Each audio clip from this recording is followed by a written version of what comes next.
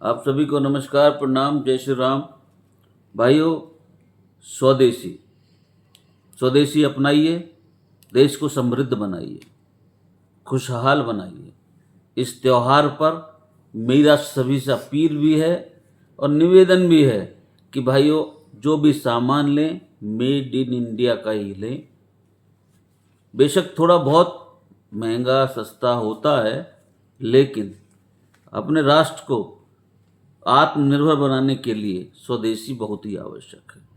आज आज ही यह बात नहीं उठी है, यह बात पहले भी अंग्रेजों के कालखंड में जब हम गुलाम थे उस समय भी क्रांतिकारियों ने बीच बीच में इस तरह के आंदोलन किए हैं।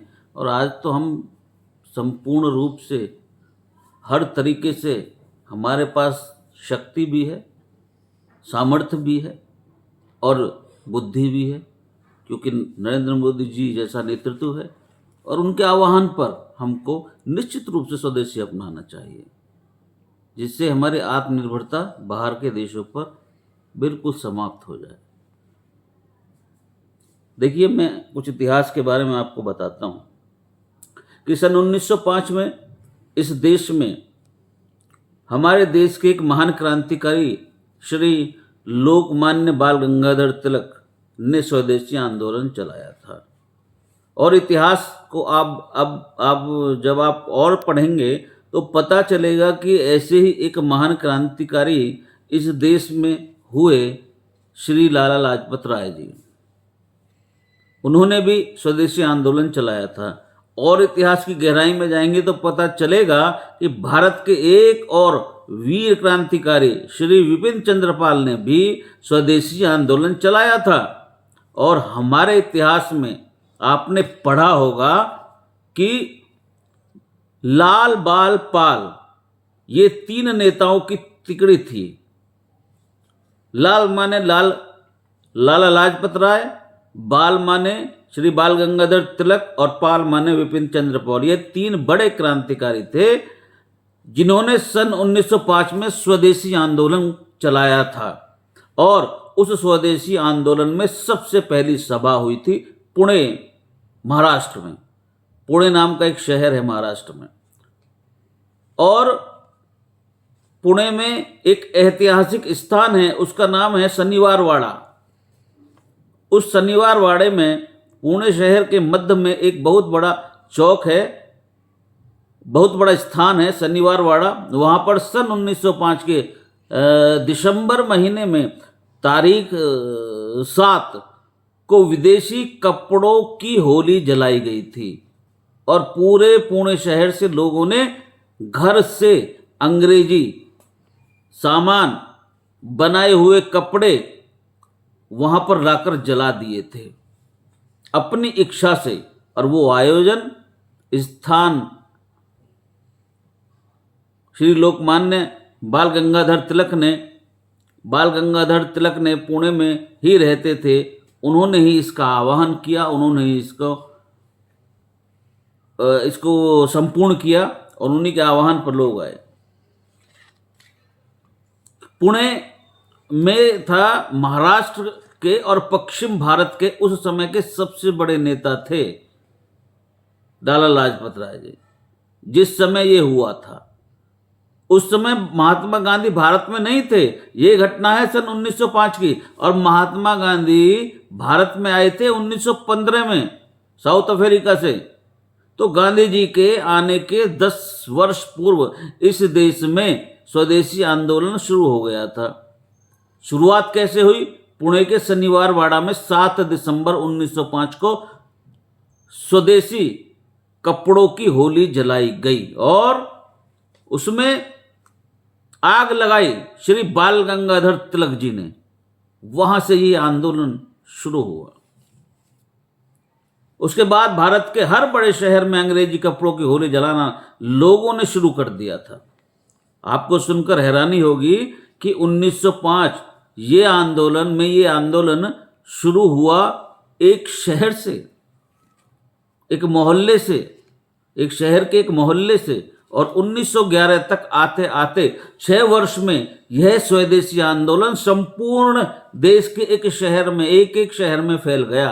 पुणे में, मुंबई में, हैदराबाद में, सिकंदराबाद में, और जितने भी बेंगलोर में, आगरा में, अलीगढ़ में, मेरठ, सहारनपुर, दिल्ली, ऐसे भारत के लगभग 600 बड़े स्थानों पर ये पूरी तेजी से आंदोलन फैल गया। और भाइयों,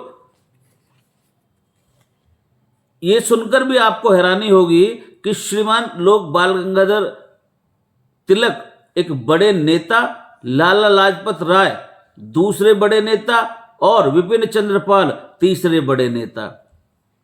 विपिन चंद्रपाल बंगाल के बड़े नेता थे उस समय, लाला लाजपत राय उत्तर भारत के, पंजाब हरियाणा के, इसके लिए वहां के बड़े नेता थे। और लोकमान्य तिलक महाराष्ट्र के बड़े नेता थे, और महाराष्ट्र के साथ साथ तो पूरे पश्चिम भारत के 3 नेताओं के कहने से आंदोलन शुरू हुआ, और 6 साल में इस आंदोलन के 1,24,00,000 कार्यकर्ता पूरे देश में तैयार हो गए मात्र 6 वर्ष में।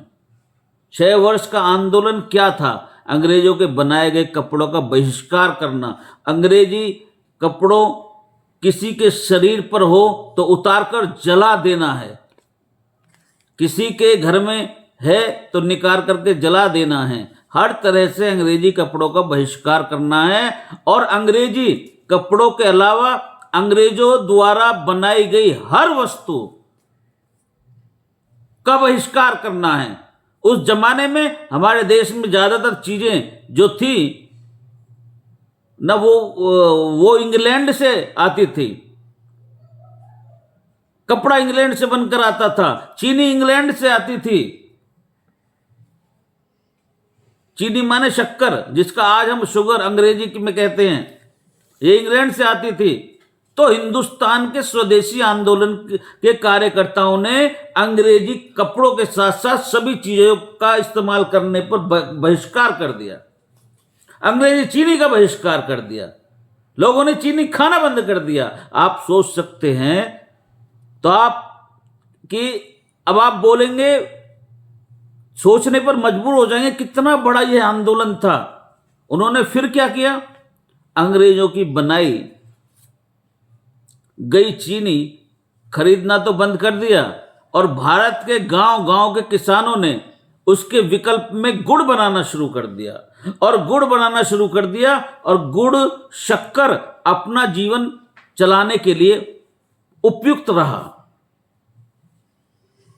अंग्रेजी चीनी नहीं खाएंगे, अंग्रेजी कपड़े नहीं पहनेंगे, पूर्णतः अंग्रेजों के प्रत्येक सामान का, वहां की बनी हुई वस्तु का हम पूर्ण रूप से बहिष्कार करेंगे। यह इस आंदोलन का मूल था, और आज भी यही चीज है, आज भी यही चीज सेम है।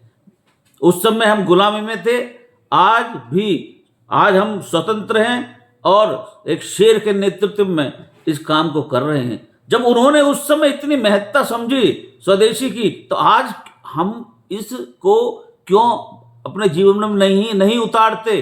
केवल कुछ चंद पैसों की वजह से, कि चीनी चाइना से सामान आता, थोड़ा बहुत सस्ता मिल जाता, उस वजह से? भाई छोड़ दीजिए। देश को देश बनाना है तो आज आप देख लो चारों तरफ अराजकता फैली पड़ी है, क्योंकि बाहरी शक्तियों का आदान प्रदान, आना जाना होता रहता है। इससे कितनी चीजें हल होंगी आप इसकी कल्पना भी नहीं कर सकते। आप सबने मुझे सुना, बहुत बहुत धन्यवाद। समय ज्यादा हो गया, फिर मैं कल मिलूंगा आपसे, पूरा स्वदेशी समझाऊंगा आपको, पूरा आंदोलन समझाऊंगा, और किस किस ने क्या क्या किया स्वदेशी के लिए, आत्मनिर्भर के लिए। जय श्री राम, जय श्री राम। भारत माता की जय।